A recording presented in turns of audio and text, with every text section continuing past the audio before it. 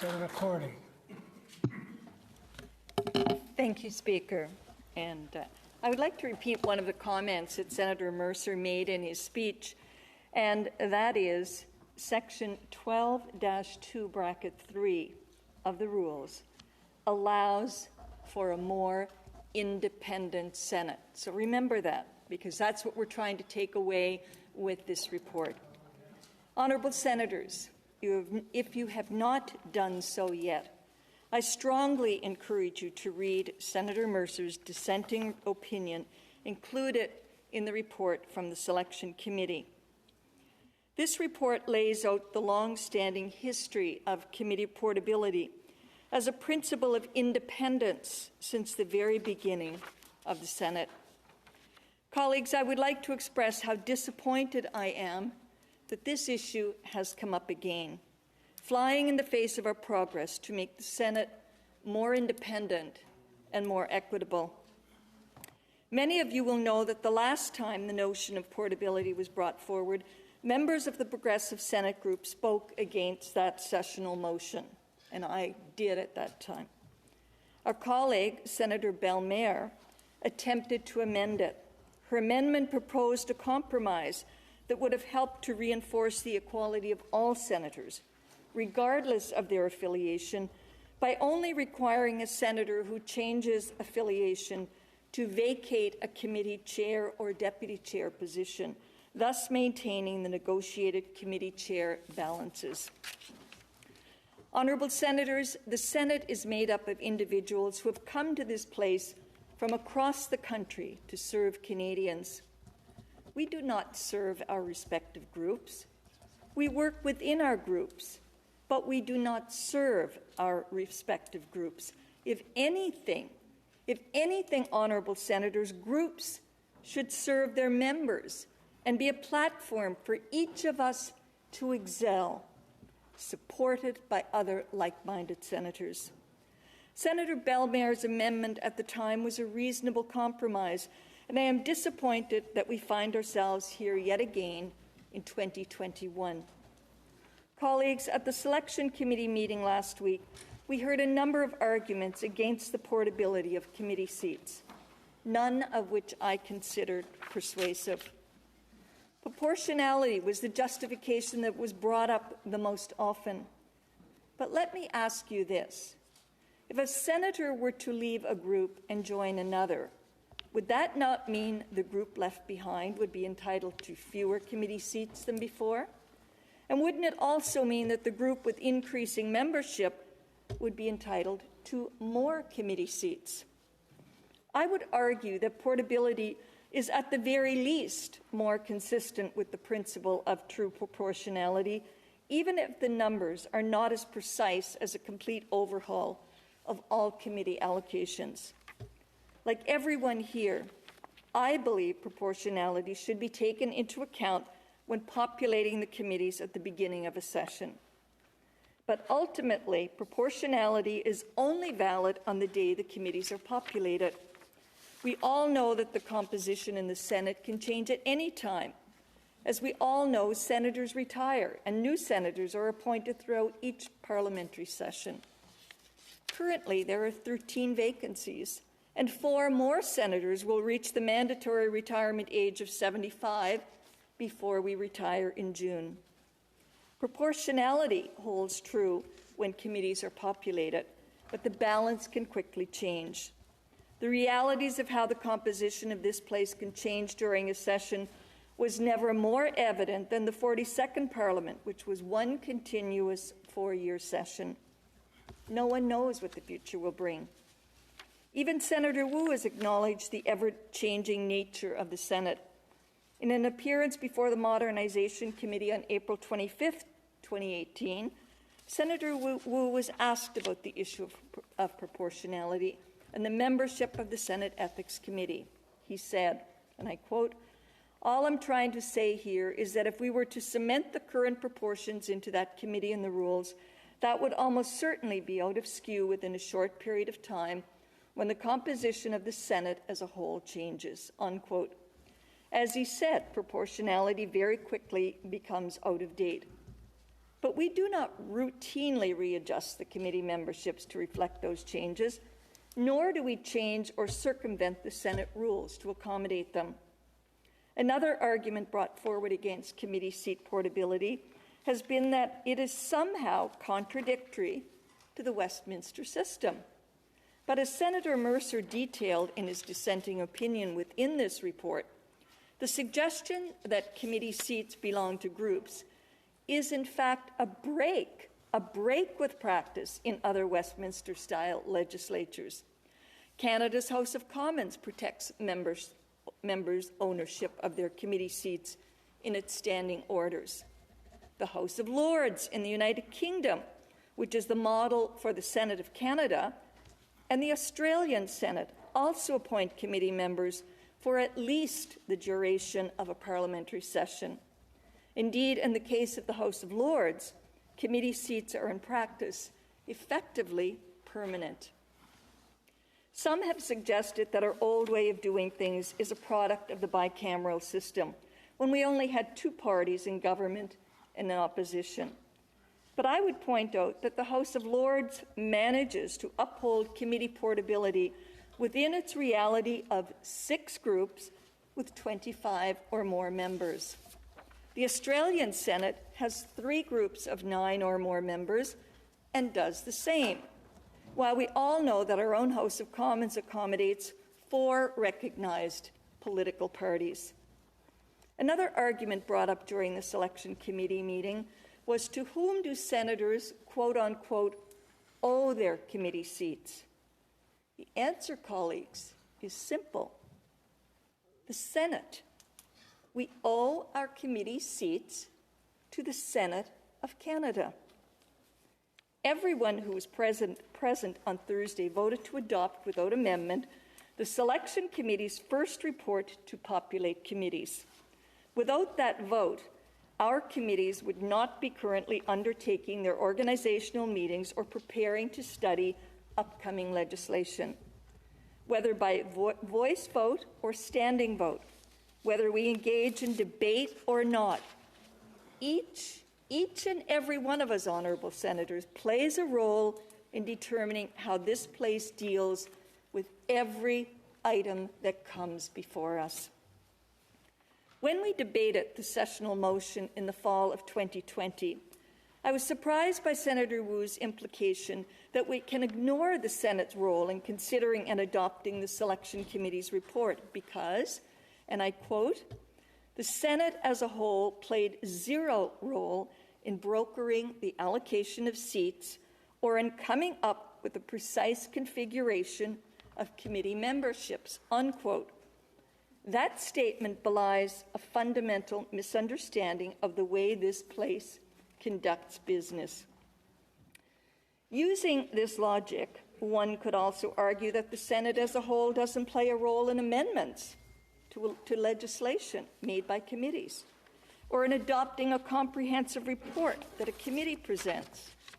But we all know that this is not our approach in the Senate. We debate all of these things, and each and every senator has the right to vote on each and every item that is called. Each and every senator from all sides in the Senate, from every seat in the Senate that's occupied, considers their choice when making it. Each of us chooses to allow leave on motions, chooses to call the question, chooses how to vote, all of it with an understanding of the item before us to the best of our abilities. We are not rubber stamps, and no outcome is ever guaranteed. If that were the case, we would not be debating the report from the Selection Committee here today. To suggest for one moment that what we do here, particularly the process of voting, does not matter to the outcome should be offensive to all of us, because we each take our responsibilities seriously. Because in the end, it is the Senate that appoints senators to serve on committees, not leaders or groups.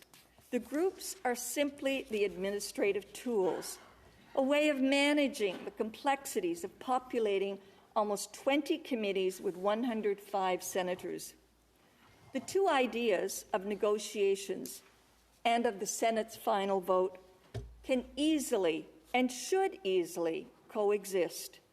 And honourable senators, they do.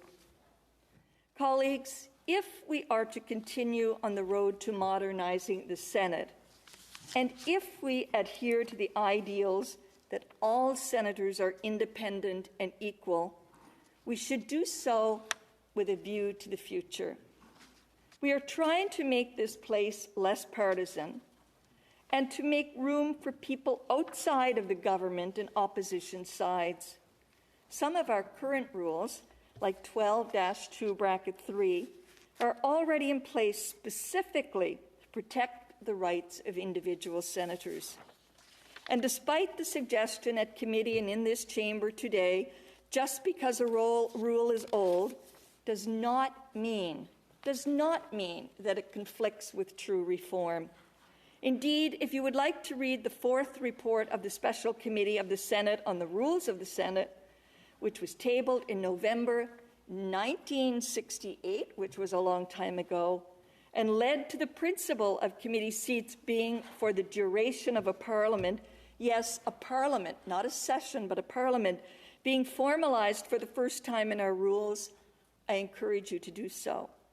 That report speaks at length about the independence of senators, including criticism of the appointments process at the time, and includes a suggestion that no senators outside of government and official leadership positions participate in their respective national caucuses.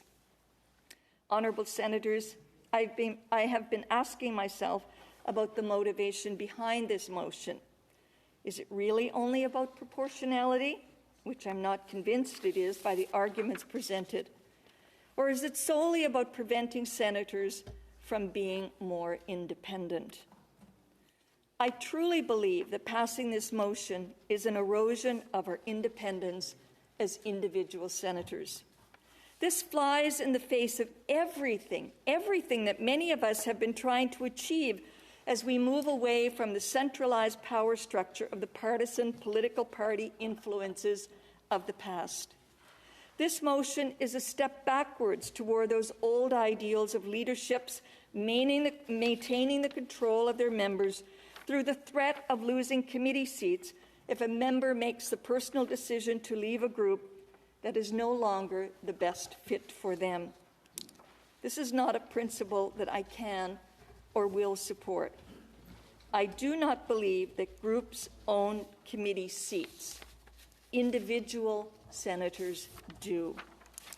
As Senator Delfont and I stated in a recent article in the Hill Times, and I quote, "A more independent Senate should uphold the historic independence of committee members and its committees." Honourable senators, for these reasons, I cannot support this motion, this report. Thank you.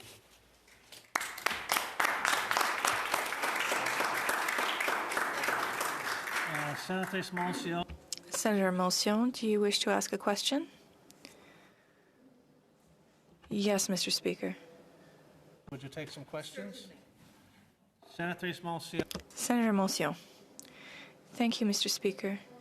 Mention Rule 12(2)(3), and I'd like you to explain this rule according to the Senate the way it is now, as opposed to the way the Senate was when there were only two parties being represented in the Senate. Thank you very much. And Rule 12-2(3) says, except as otherwise provided, once the report is adopted by the Senate, senators appointed to the standing committees and the standing joint committees shall serve for the duration of the session. And Senator Motion, this rule was followed during the times when there were just two political parties in the Senate. It's only been very recently that people have brought in that that this would not follow, that there would be an exception, and notwithstanding this rule, and that senators would lose their seats on a committee once they left the group. Pardon me? Senator Monsieur, supplementary? Please. It's just that this rule has not been changed at all. It hasn't been looked at. And I go back to the question, the original question, where there were only 2 groups in the Senate. Now you have more than 2. It's just understanding. I understand the rule is in place, but how can we maintain the way we are doing things now, considering that the Senate has changed? The rules haven't, but the Senate has changed. Cordy. Absolutely. The Senate has changed, and that's a positive thing, and thank you for bringing that forward. It's a very positive thing. But just because, as I said in my speech, just because a rule is old doesn't mean that it is not applicable. And this rule it's probably worded differently in other areas, but we know that there are senators who left their groups before this, I'll say notwithstanding, or this motion that was brought forward so that people would lose their committees when they changed groups. We know, and I don't want to mention names, but we do know that there's senators sitting here in this chamber, or whether it's hybrid or in person, that have changed from one group to another and did not lose their Senate seats at that time. That was the way it was prior to the past few years, and this was the case prior to bringing in the notwithstanding change for a sessional order that people who switched groups would lose their seats. Senator Tanis, a debate or a question? Sorry, a question. Question. Senator Tanis. So Senator Cordy, you mentioned 12.3 and the other rules above that. Senator Delphon, Senator Mercer obviously did as well, but nobody's mentioned 12.5, which basically says that the leaders on a signature can remove any member of any committee and appoint somebody else. So what we're really talking about is up till 1 minute before the person resigns, the leader could remove their seat. It is only in the moment after they've resigned that they can keep their seat, or that the leader can't take it back. The group can't take it back. That has always been there. Is that not right? I mean, that's been there for the same amount of time as all of the other rules that you quoted and the traditions and so on. So are we really just talking about the moment that a senator decides to leave a group, and in doing so, and some senators, when they left their group, gave the leader notice, knowing what that meant, and then left. Others gave no notice and left their leader to read about it in a speaker's notice, and as a result were able to keep their seat. But 12.5, can you just tell me how this all plays in, and where the tradition of that has been in your time here in the Senate with respect to discipline, with respect to other areas where a leader might, without the consent of the senator, change their position? Senator Cordy. And you're absolutely right. And it's interesting because I looked at that section, and I think it's something that we should be looking at very closely and examining. I would certainly be open to exploring a need to change this rule. Sometimes even what happens, Senator Tanis, is people are taken off the committee not for any other reason than they're tied up with 2 committees meeting at the same time, which sometimes happens in December and in June. They're taken off, and then the Senate's not sitting, and they come back and they discover that they're still on it. And I think we ran into that where people were replaced, and then the committee, Parliament had been prorogued or whatever, but they were called back to sit, and the person who had taken the place of the original member was still on it. And the rule for proroguement, well, I don't know if it's a rule, but the practice was that you couldn't switch. It had to be the people who sat at the last meeting while Parliament was in session. So you've raised a really good point. And my notes that I had when I was looking over Section 12.5, and my comments that I jotted down so I wouldn't remember them, because I did also look at that, was that I would certainly be open to exploring a change to this rule, and I think that the Rules Committee should be looking at it because research shows that there's ways to facilitate needed replacements and require the consent of senators. So you've raised a really good point, and I haven't looked at what they do in London in the House of Lords. I haven't looked at what they do in Australia. I was simply looking at the rule that we have, but I hope that you would be open to it. I certainly would be open to it, that the Rules Committee examine Rule 12.